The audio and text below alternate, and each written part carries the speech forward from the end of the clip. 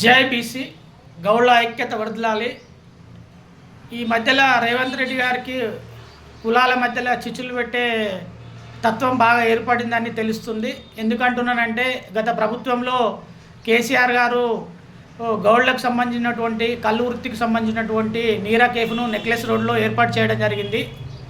అది మా గౌళ్ళ యొక్క వృత్తికి ఆత్మగౌరవాన్ని పెంచడానికి మన యొక్క స్ఫూర్తిగా కేసీఆర్ గారు నెక్లెస్ రోడ్లో నీరా కేఫ్ ఏర్పాటు చేస్తే గత ఎక్సైజ్ శాఖ మంత్రి శ్రీనివాస్ గౌడ్ మరియు అప్పుడు కేసీఆర్ గారు ప్రభుత్వం ఏర్పాటు చేయడం జరిగింది. అది చేస్తే అది మంచిగా నడుస్తున్నది, చాలా మంచి ప్రసిద్ధి చెందుతుంది. కళ్ళు వృత్తి కూడా ప్రసిద్ధి చెందిన సమయంలో ఇప్పుడు మన రేవంత్ రెడ్డి గారికి ఎందుకంటే ఏదో ఆ ల్యాండ్ మీద కొంచెం ఆశ పుట్టిందో మరి ఎటెటనో ఏదో జరిగిందంటే మరి గౌళ్ళని కించపరచడానికో మరి గౌళ్ళ ఆత్మగౌరవం దెబ్బతీయడానికో ఈ ప్రభుత్వం మన రేవంత్ రెడ్డి గారి ప్రభుత్వం ఆలోచన చేస్తున్నట్టు కనపడుతుంది. ఈ మధ్యలో ఆ నీరా కేఫ్ని అంటే ఎవరు శంకరెడ్డి అనేట ఆయనకు లీజ్కి ఇవ్వడం జరిగిందంట. ఇటువంటి చిల్లర మల్లెల చేష్టలు చేయకూడదు. మా గౌళ్ళ యొక్క ఆత్మగౌరవాన్ని దెబ్బతీయొద్దని కూడా నేను గౌరవ ముఖ్యమంత్రి రేవంత్ రెడ్డి గారిని కోరుతున్నా, మరియు ఈ ప్రభుత్వాన్ని కూడా కోరుతున్నా. మా పక్కనే మా ఎప్పుడు 24 hours నీ ఎమ్మటే ఉంటారు మన సంక్షేమ శాఖ బీసీ సంక్షేమ శాఖ మంత్రి పొన్నం ప్రభాకర్ గౌడ్ కూడా ఆలోచన చేయాలి. అదేవిధంగా మహేష్ గౌడ్ కూడా ఆలోచన చేయాలి. ఇప్పటికే మన గౌళ్ళు తెలంగాణ రాష్ట్రంలో 45 లక్షల మంది గౌళ్ళు ఉంటే గౌళ్ళ శాతాన్ని కూడా ఈ కులగణన అనే పేరు పెట్టి కులగణనతోటి మా గౌళ్ళను మరి మా బీసీలను కూడా తక్కువ చూపించడం జరిగింది జనాభాను. కాబట్టి ఇటువంటి చిల్లర మల్లెల చేష్టలని బంద్ చేసుకొని ఇక మరి గౌళ్ళు కూడా ఏమైనా మరి రోడ్ల మీదకి వచ్చి యుద్ధం చేయాలనుకుంటున్నా, ఉద్యమం కూడా చేయాలంటే మరి ఉద్యమం చేయడానికి మా గౌళ్ళు సిద్ధంగానే ఉర్రు. ఎందుకంటే మేము సర్దార్ సర్వాయి పాపన్న గౌడు వారసులో మేము. సర్దార్ సర్వాయి పాపన్న ఒకసారి రేవంత్ రెడ్డి గారిని కూడా చదవని చెప్తున్నా.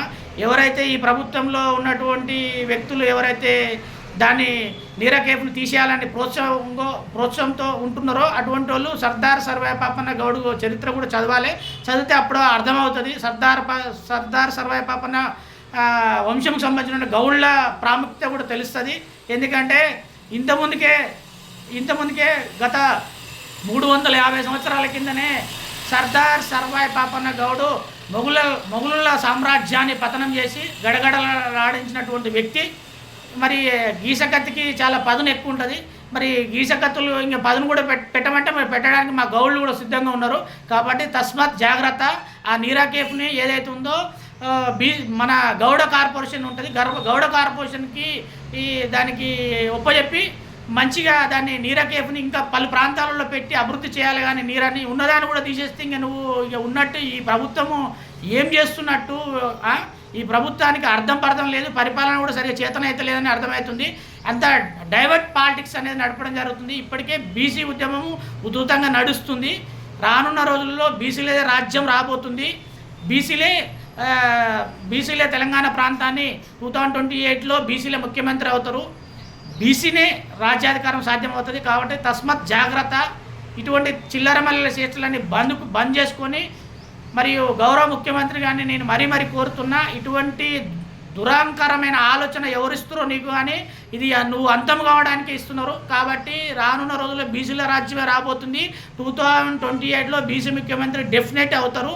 కాబట్టి ఇటువంటివి అన్నీ బంద్ చేసుకొని ఆ నీరా కేఫ్ని మంచిగా నడిచేటట్టు చూడవలసిందిగా నేను గౌరవ ముఖ్యమంత్రి కానీ మరియు ఇప్పుడున్నటువంటి ప్రభుత్వాన్ని కోరుతున్నాను.